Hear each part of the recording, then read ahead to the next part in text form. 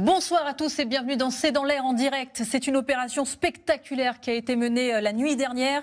Les États-Unis ont décidé de frapper le Venezuela.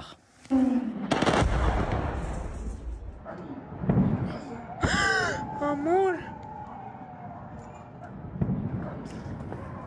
Des frappes sur des installations militaires, disent les Américains, mais les autorités vénézuéliennes, elles, parlent aussi de zones résidentielles, de victimes civiles. Certains ont été blessés et d'autres tués lors de cette attaque terroriste criminelle, menée de la manière la plus lâche, avec préméditation et malice, profitant de la nuit pour souiller le peuple vénézuélien.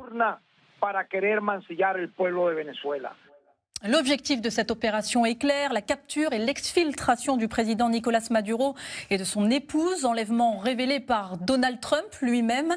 Maduro va être traduit devant la justice américaine et devra répondre d'accusations liées à la drogue et au terrorisme. Quel avenir immédiat alors pour le Venezuela? Des réactions occidentales timides qui appellent au respect du droit international. Du côté de Moscou, alliés vénézuéliens, on exige la libération immédiate du président Maduro. Pourquoi les Américains ont-ils osé une telle opération? Le droit international est-il mort au profit de la loi du plus fort? Enlèvement du président vénézuélien, le dernier coup de Trump.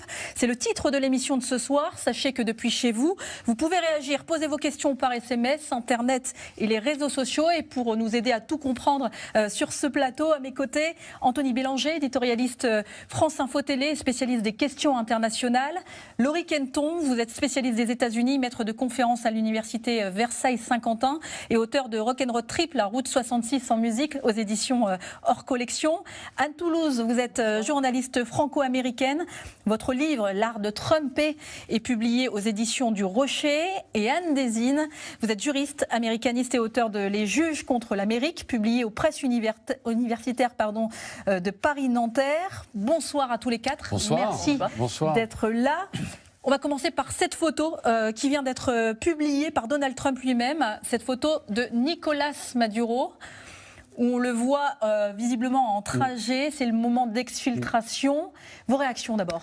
D'abord, elle ressemble beaucoup à la photo qu'avait diffusée en 1989 les États-Unis, au moment où ils avaient justement fait exactement le même type d'opération au Panama, où ils avaient enlevé le président Noriega à l'époque pour le ramener aux États-Unis, l'accusé de corruption, de narcotrafic et de terrorisme. Il s'est rendu un 3 janvier, voilà. Exactement donc, comme aujourd'hui. Et pourquoi c'est important de le souligner? Parce qu'on est exactement dans une séquence que Donald Trump veut répéter quand il dit « Make America Great Again ». C'est